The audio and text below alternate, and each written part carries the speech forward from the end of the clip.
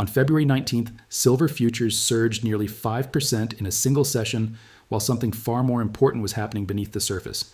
COMEX registered inventory quietly fell to 92.9 million ounces, dropping below the psychological 100 million ounce threshold that many physical traders monitor closely. That level hasn't just been breached, it has been decisively broken. And what I'm about to show you is not being emphasized in mainstream financial coverage. The headlines focus on price volatility. They talk about a rebound. They mention short covering. But very few are discussing what it means when registered metal, the category actually available for delivery, continues to decline while price stabilizes. Silver just experienced a violent 10% weekly drop. Many assumed the move signaled weakness. Instead, within days, price rebounded nearly 5% while inventories kept falling. That combination is not random. It suggests something structural. The question is not whether silver bounced. The question is why physical inventory is shrinking during volatility instead of expanding. And more importantly, who is absorbing that metal? Because when price falls sharply, weak hands usually liquidate. Metal flows back into exchange vaults. Yet registered inventory continues to trend lower. That disconnect is where this story begins. Silver is holding near $77 while the available pool for delivery is sitting at 92.9 million ounces. That is the lowest comfort zone many institutional desks track for liquidity stability. When registered supply dips too far, delivery pressure can amplify volatility rapidly. But to understand why this matters, you need to understand what registered inventory actually represents. Most investors believe COMEX inventory is a single number. It isn't. There is eligible metal, and there is registered metal. Eligible can sit in vaults without being available for delivery. Registered is the category that has been specifically warranted for futures settlement, and that pool is shrinking. Now ask yourself something simple. If price dropped 10% recently, why didn't registered inventories rise from panic selling? Why did they continue to decline? Because this does not look like broad liquidation of physical metal. It looks more like paper volatility meeting steady physical demand, and that changes the narrative entirely. When silver fell from its recent highs near $85 down toward $75, futures open interest contracted, volume spiked, but registered metal did not flood back into the system. Instead, daily reports showed continued drawdowns. That tells you something very specific. This was likely structural liquidation in leveraged futures positions, not widespread dumping of physical holdings. And that distinction is critical, because when volatility clears speculative leverage while physical demand holds steady, markets often stabilize from stronger foundations. The rebound towards $77 is not just a technical bounce. It may be the market recalibrating after leverage was flushed out. Now think about your own exposure. If you own physical silver, inventory trends matter more than daily price swings. If you trade futures, margin hikes and volatility can force exits. But when registered metal approaches psychologically thin levels, delivery dynamics can become unpredictable. History shows that metals markets behave very differently when physical supply tightens during periods of volatility. We saw similar patterns in 2008. We saw echoes of it in 2020. Sharp declines followed by strong recoveries once leverage cleared. But here's what makes this different. The broader macro environment is not collapsing. Federal Reserve emergency lending remains low. There are no widespread bank failures this month. Liquidity stress is not spiking. This is not panic-driven collapse. This is volatility within a structurally tight physical market. And that's a very different setup. Silver's 5% rebound is not dramatic on its own. What makes it significant is that it occurred while registered inventory remains below 100 million ounces. That level matters psychologically to institutional desks. It suggests that the physical cushion is not rebuilding. And if the cushion doesn't rebuild, future volatility can accelerate in both directions. That is the real story behind the headline. Now consider the commitment of traders' data from February 10th. Commercial traders have been reducing net short exposure while speculative longs trimmed positions. That de-risking cycle is typical during corrections. But here's the key. Commercials reducing shorts while registered inventory declines creates a subtle shift in positioning. It reduces immediate downward pressure. Meanwhile, physical demand indicators remain firm. Dealer premiums continue to hover between 5% and 10% in many retail channels.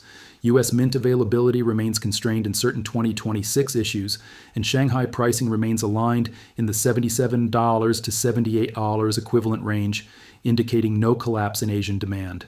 So what we are witnessing is not a breakdown in global silver demand. It is a repricing event inside a structurally tight market. Now let's step back historically.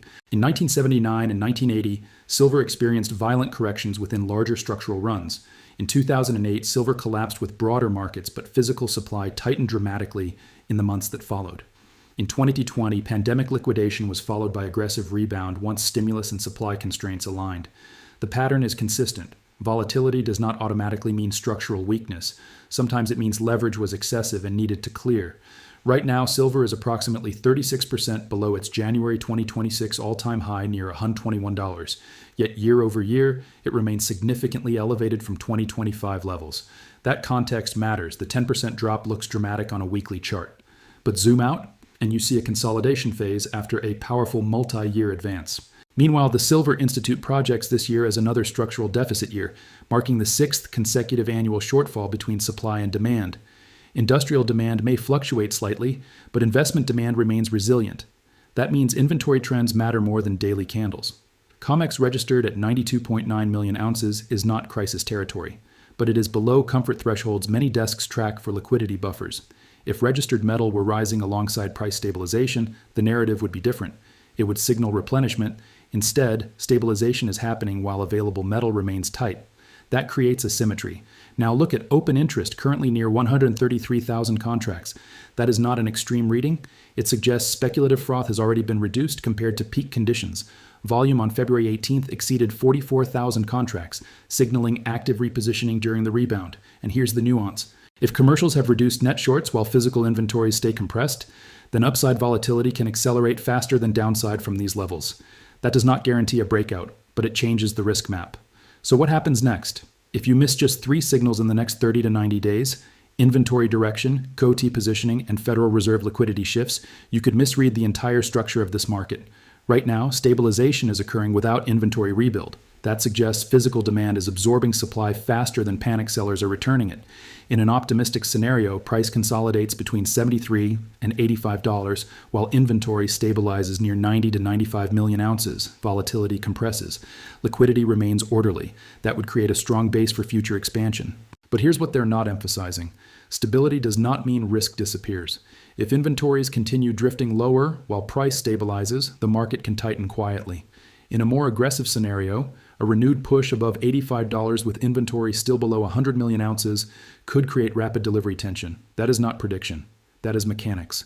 Because public narratives often lag institutional positioning. Experts across the spectrum are not calling for collapse. They are calling for continued volatility within structural deficit conditions. The consensus is not that silver implodes. The consensus is that leverage resets have already occurred. And that brings us to the core question. Why now? The answer appears to be structural liquidation. Futures leverage unwound, not a collapse in physical demand. The 10% drop flushed paper positioning. The 5% rebound signaled recalibration.